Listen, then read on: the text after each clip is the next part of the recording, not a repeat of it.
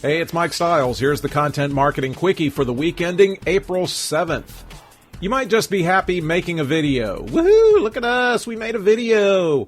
But there's a video for every part of the funnel, according to Jonathan English at Skeleton. At the top, do brand films that convey your values or mission. Do educational or how-to videos, because people love to learn stuff. Do videos that tweak emotions, because that's the kind people will remember. For middle of the funnel, put videos and emails to nurture leads. Do product or service videos so people can try it on. Do case study or testimonial videos to show how others were helped. Do about us videos because people like to deal with people they like. At the bottom of the funnel, you could do FAQ videos to solve lingering doubts, instructional videos to show them you're there to help, and if you can, personalized videos, which have been shown to raise conversion rates about 1.7 times. I guess the only reason to invent a new kind of content is so that that kind of content can quickly be used to make ads. And that's what's happening with virtual reality. Facebook has executed the first VR video ads for the likes of Samsung, Nescafe, Corona, and others. The Albany Daily Star, where you really should get all your technology news, reports they show up as sponsored posts and are made with the tool Facebook rolled out that lets brands put 360-degree clips on their pages. Ritz Crackers puts you inside a holiday party, and AT&T puts you in a race car. Facebook's also got VR masters like Chris Milk and Aaron Copland of Verse giving us production advice on a how-to microsite. And they're working with 360 camera makers to put Publish to Facebook buttons on their gear. As a champion of putting out entertaining and informative content, you know that's a nice part of attracting new prospects, but a really big part of keeping existing customers connected to the brand. So don't let anyone tell you the customer retention benefits you're bringing aren't worth their weight in gold. Savino Longo writes it's 7 times more expensive to get a new customer than to keep one. Why? Because trust must come before purchase. And existing customers already trust you. And they didn't get that trust overnight. Winning it was expensive, so you've made an investment in that customer. If your cost to acquire a customer is higher than the lifetime value of your customer, you're dead meat on toast. A study by Earl Sasser of the Harvard Business School shows existing customers are 50% more likely to try new products and spend 31% more compared to new customers. And they talk about you. They help you recruit those new customers.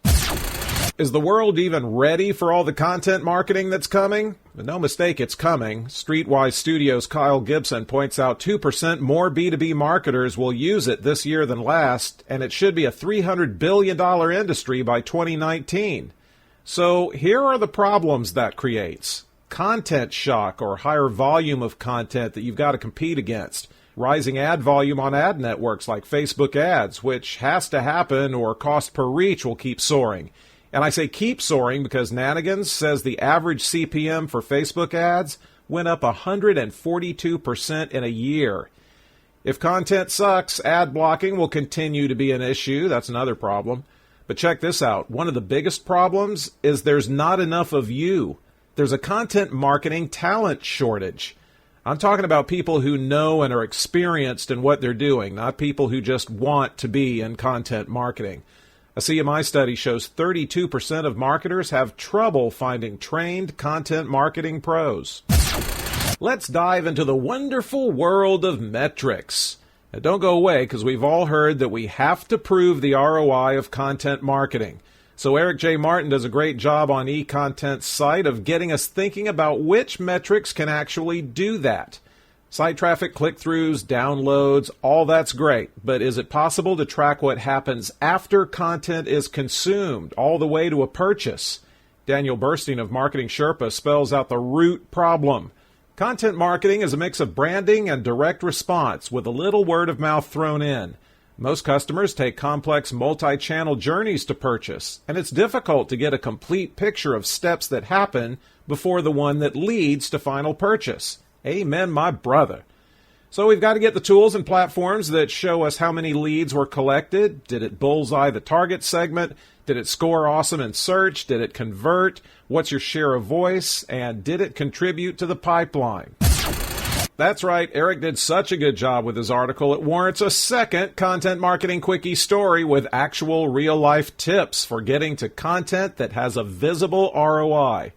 Daniel Orseno of PartyCheap.com says, work with sales and agree on what's worth tracking that will help them.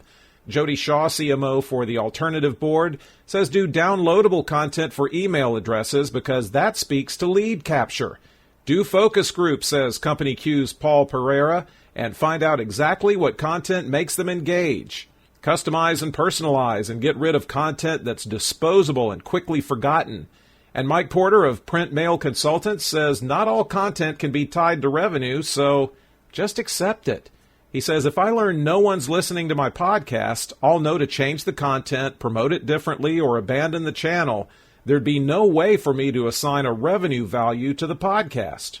See, I'm capable of reporting bad things about podcasts. Ever do one of those Where's Waldo books? Well, that sumbitch is a piece of cake to find compared to finding every time somebody posts a picture of your brand on social or online. You want to stay on top of that, right? Of course you do, because as Justin Lafferty writes, the people posting those are influencers, good and bad. A little image recognition could help. Peppercom CEO Ed Moed says with 1.8 billion images shared daily on social, they can use image recognition to see if sponsorships and events are working, see if logos are being misused, and they can tell if a brand is being mocked. Usually not a good sign. Todd Grossman of Talkwalker says up to 80% of posts feature brands in images, but not text, so they're hidden when it's probably a conversation you should join. Way too many things to learn about dynamic content from the Following the Trends Is Your Content Ready survey from Data Conversion Laboratory and the Center for Information Development Management. There are two company holiday parties you want to go to. eContent reports 45% expect to move more content to dynamic publishing, up from 33% last year. And when that happens, it brings base HTML publishing down. 58% of content developers don't publish to the cloud. And while most customers are searching for learning videos and mobile content, 63% of survey responders said searchable content remains a problem for them. The number of pros who say their content is ready to support business requirements in the next couple of years is actually going down. And not everyone feels user-generated content is the end-all, be-all. 58% say their customers can't contribute. What's the best way to tap into human emotions? With algorithms and automated machines, of course. Sato uses equations in natural language processing and machine learning to grind out content they hope converts. Somebody believes they've got the magic formula. They just scored a $30 million Series C round their CEO says will be used to improve channel offerings and expand sales headcount. Sato says they can generate just the right words and images for display ads, social, email, landing pages, and texts to get people to react at scale in real time. Now, A/B testing is fine, but what if both A and B suck? Sato wants to get rid of that bad versus terrible dilemma. Stuart Rogers writes they've gathered up data from over 40 billion impressions and got a 49.5% average uplift in conversations and a 68.4% improvement in CTRs.